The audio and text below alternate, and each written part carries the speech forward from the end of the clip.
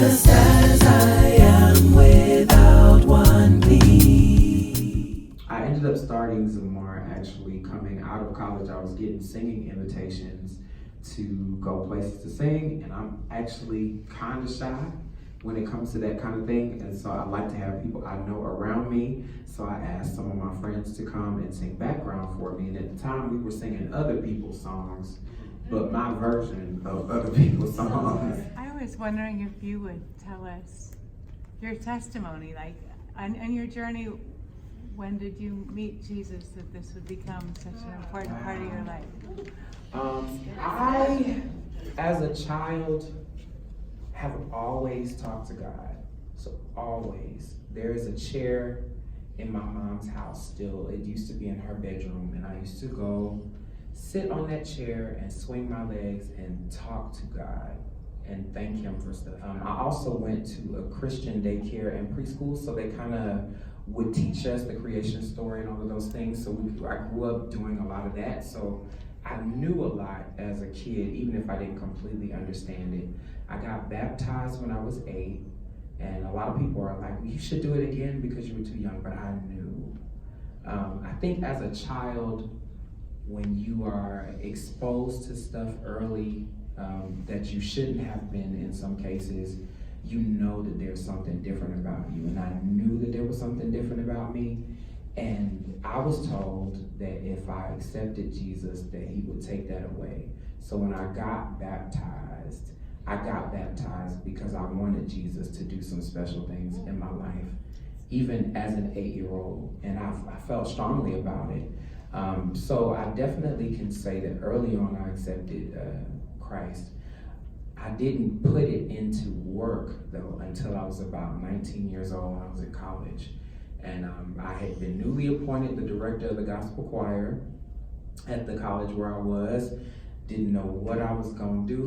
These people didn't know me, and at the time they didn't want me. I was failing all my classes and about to lose my music scholarship. And I wrote a song called Help on my first album. And that was kind of the beginning of me crying out to God to say, I need you. And that was the beginning of me really starting to walk in my faith. It's like I had the information, I had the heart, now I have the situation that is almost awakening the use of that particular faith, or the test, right? And so that was kind of the beginning of my walk. I still fought ministry for a long time. I didn't want to be in charge of ministry. That's not what I wanted to do. I thought I was going to be this famous R&B singer, and girls was gonna fall at my feet. I just thought I was gonna be, I just knew it, you know, and it didn't work that way. I think that then I was gonna be an opera singer. I'm gonna do it. And then I started doing opera, and I was like, I like it, but I don't wanna do this for the rest of my life. I don't wanna walk around not touching doorknobs because I can't afford to get the sniffles because people are paying me thousands of dollars to sing Mozart clearly. You know, I wanted to be free to do what I wanted to do. And so that was when I started to kind of just give into the fact that I have a gift for music ministry. And not to say that I don't still do other things. You'll hear other styles tonight, so I still sing other styles, but I realized that I had a gift for ministry around then. I think I was like 23 or 24 by the time I said, okay, fine, I'll do it. So, yeah, and it's kind of pretty much been me allowing God to do what he does and just going along for the ride. Like, all I can do is be obedient every day. Just go where he tells me and do what he tells me to do and let him direct. And to be honest, he has taken me, it's been so much better than anything I could have thought of for myself. So, yeah. We exist in a nation that has a lot of tension. Right. And a need to have a shift of atmosphere. And there are many different ways in terms of what we believe is the answer, right?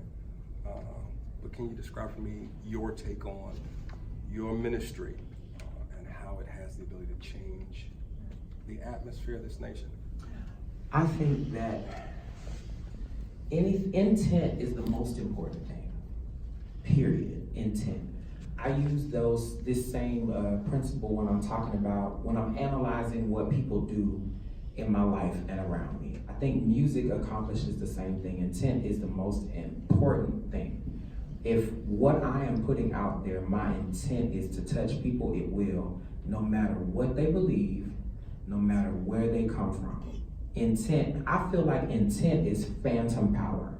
Like for those tech savvy people, phantom power is a button you press. There's certain systems that need phantom power. It's like it powers them. Like they don't come on without it. I feel like intent is like phantom power. You can't see it, but my intent will accomplish its purpose. If my heart's intent when I write a song is to touch people's heart, they can be atheists, they're gonna be touched, regardless. And they may not necessarily be touched to come to Christ right then, but they will be touched, which is my goal. I don't want just Christian people to come to my shows and say they had an experience. I want anyone who comes to anything I'm doing, anyone who hears my music to be touched.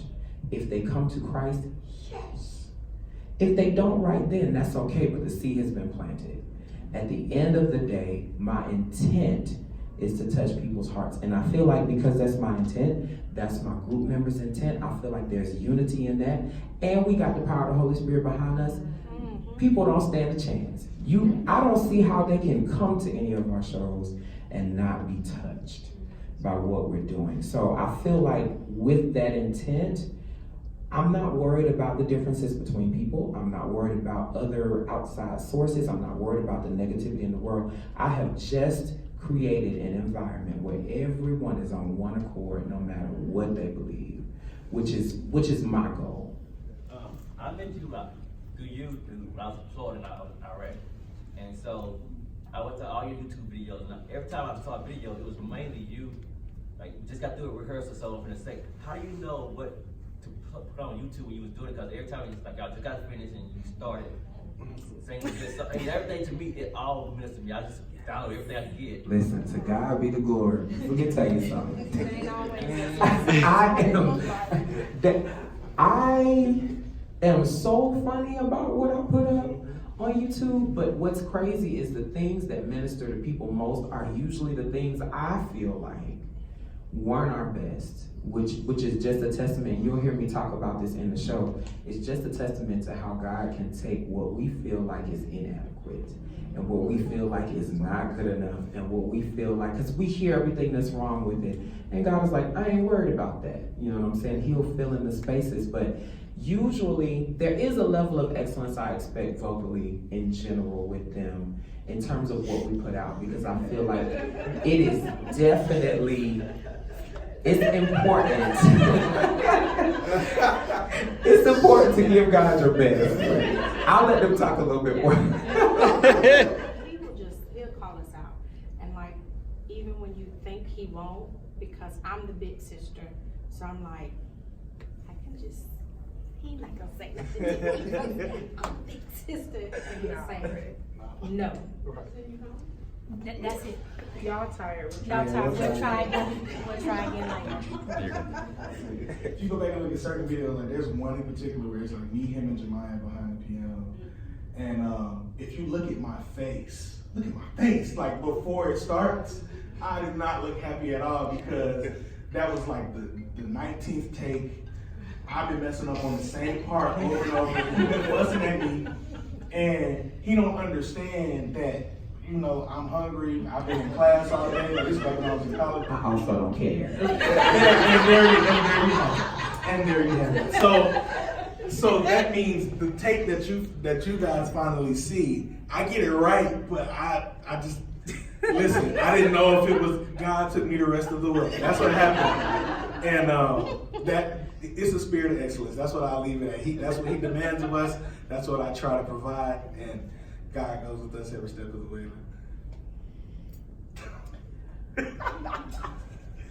I don't know. I feel like the smaller group videos are the worst, because those are the ones where he gives us the hardest, because he chooses us for what he knows to be our capacity. So it's great. It's like, oh my God, you think this of me? And then we get in there and it's like, you think this of me? Sometimes we leave those sessions like, man, I failed. He ain't even gonna put this up. And then you wake up the next morning and be up. You like, okay, well. I mean, but it's great. But it does call you to a higher level of excellence. It does call you to be ready for anything. Because at any moment, he could be like, hey, sing this. Okay. We always are ready to go forth and do what we have to do. So like I will say that in his defense, he'll throw us out there and throw us to the wolves and throw us to the wolves as we call it. But he's prepared us. He's definitely prepared us for it. So sometimes we get solos that we ain't never sung. Like somebody else sing, I haven't been paying attention to the words. I've just been happy to sing background and sing my part. Arthur, sing this, huh?